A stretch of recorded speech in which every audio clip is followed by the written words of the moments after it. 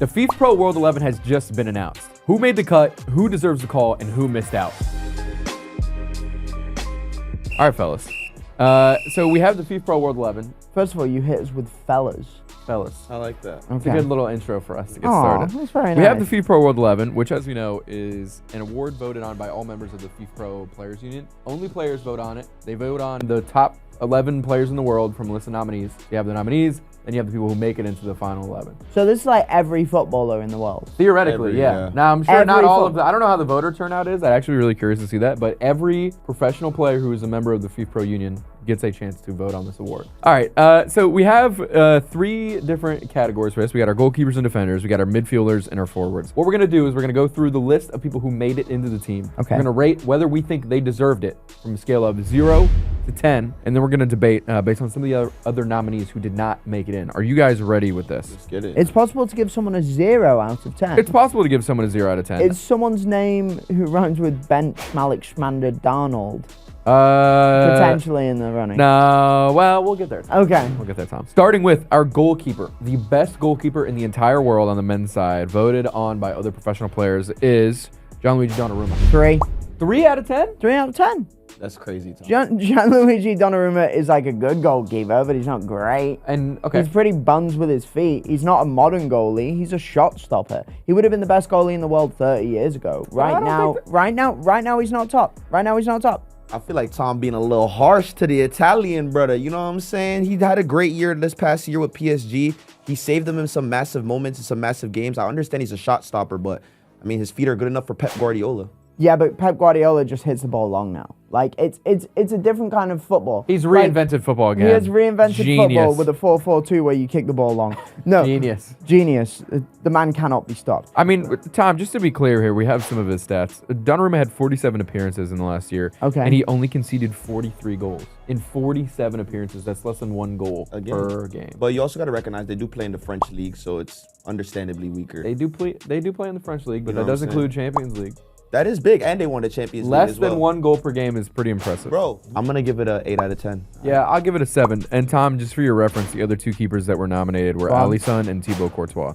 Alisson Becker's on that list. Alisson Becker's on that list. Alisson Becker, He's on the short list. He did not who was make on the it short list into the and World played in goal for Liverpool, who won the Premier League. 11. Yes. And that's not good enough. I mean, he ain't Well, it's good. It's great. He But made it's it not into good the enough. top 3. But it's not good enough.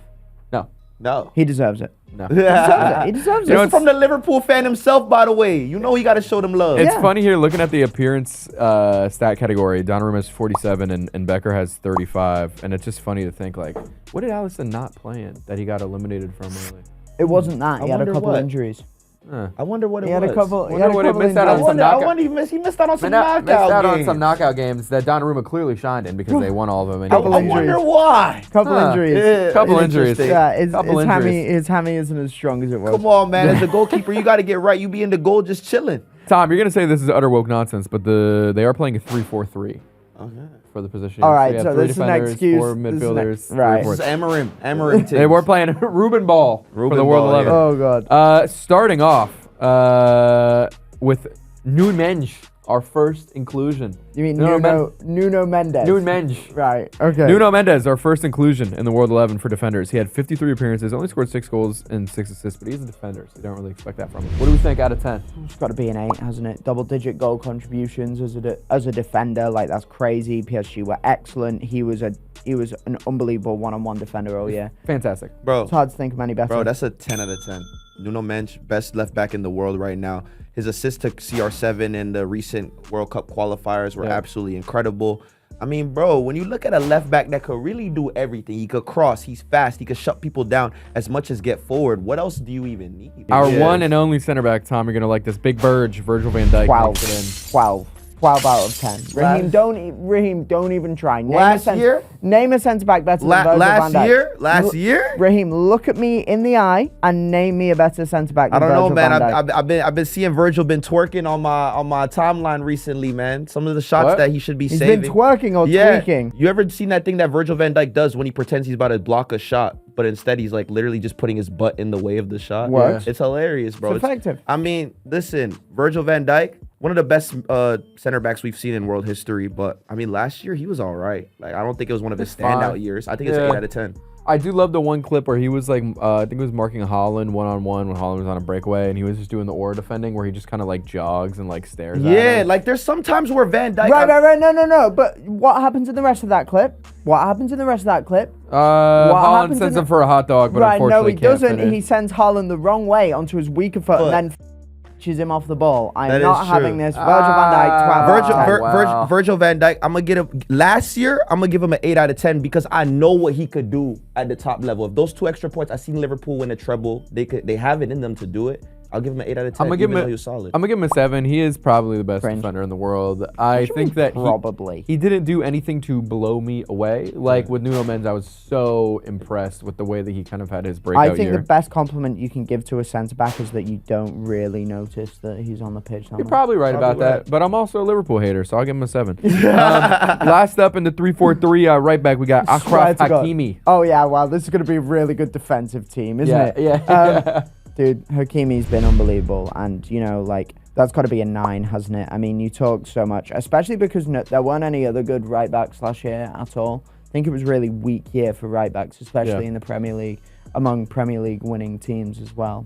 No good right backs on teams that won the Premier League at all. For a guy like Hakimi, where you have Doué and Barcola and Dembele so focused on attacking, for him to contribute, I think he had 15 plus. Let me tell you right now, he had 27 goal contributions. As a right back, 11 goals, 16 assists in 55 appearances. Some wingers would die to have stats like that. Yeah, We're that's talking about a right back, bro. Yeah, that's crazy. 27 goal contributions in 55 games. That's gross. They're averaging one every other game as a defender is ridiculous. That's gross. And yeah, if Farmers League, whatever, but he did that in the Champions League. They won the Champions League. You could arguably say this is one of the best right back seasons ever. Yeah. In history, in the world of football. Better than anything Trent Alexander-Arnold ever did. We're going to give a special nod to the 4 defenders that did not make it in to the final squad, but were nominated, which is still good because I think the short list is also pretty big accomplishment to be on there.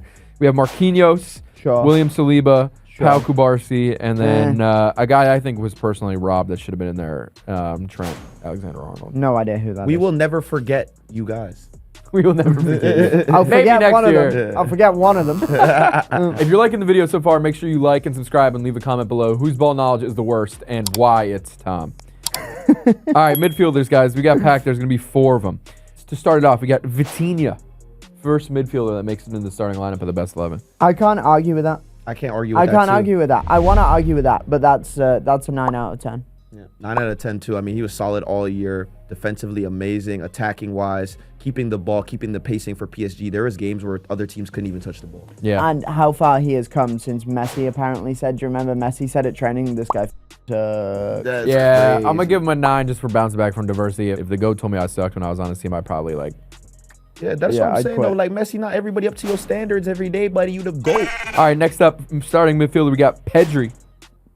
chewing. Yeah. Shooing, bro. Yeah. Chewing. Nah, I Great mean, year. he's fantastic. Better than Vitinha. I think he's best midfielder in the world. I he's the think best you could argue midfielder that. in the Yeah, world. and it's funny because his goal contributions aren't that crazy. He has 14 and 59 appearances. But if You you know actually what? watch football, But if you watch, you know it's a very good eye test for stats test. Next up, we got Big Jude Bellingham last year, Last year, in the world. needle scratch from Ken.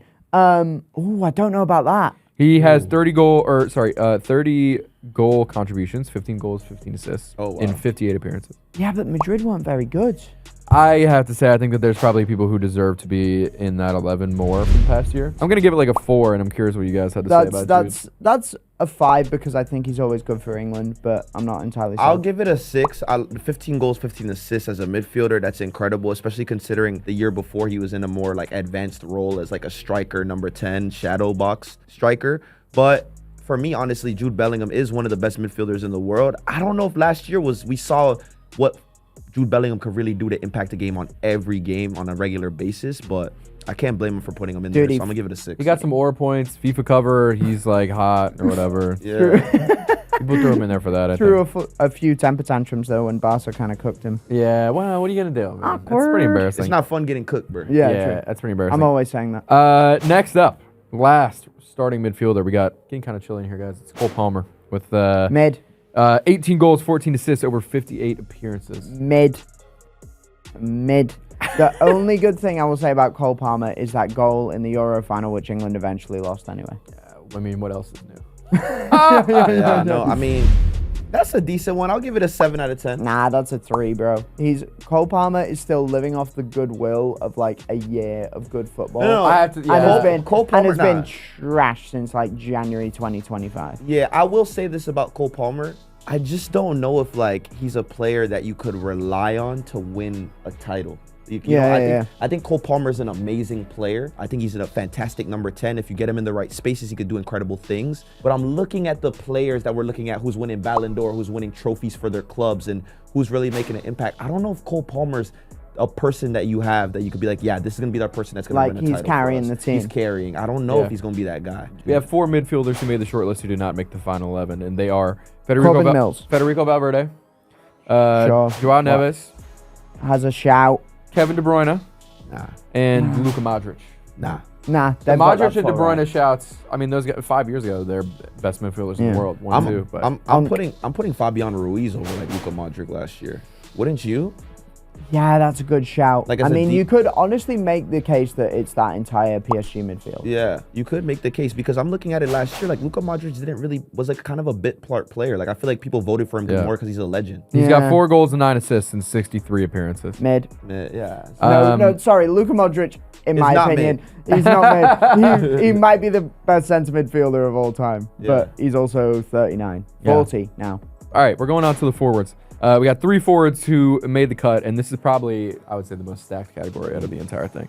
First up, we got Lamine Yamal coming in at 18 goals and 25 assists in 55 appearances. Yeah, honestly, I mean, look, Lamine Yamal, for me, is probably the best player in the world last year, and that's fairly undisputed. Bro, this guy's a junior in high school balling against all these old folks like it's nothing, dog. Like, he's been here forever. And for me, Lamine Yamal, one of the most exciting players to watch in the world right now. That's got to be a 9 out of 10, bro. I think the only point that he's getting off is that he only had like sub 10 goals in La Liga last year. Yeah, but it's just, I mean, he still showed up in the biggest games. He did, man. He was never scared. I'm saying, like, there's gonna be that next step for him. You know what I'm saying? Absolutely. That makes him even scarier. Yeah. Exactly. He's frightening. Next up, starting Ousmane Dembele, whose stats are just nuts when you take a look at these. 35 goals and 16 assists in 53 appearances. Yeah, that's kind of gross. That's insane, bro. I always said that if Dembele put everything together, if he doesn't play PS5 till 5 a.m., if he eats right, if he takes care of his body,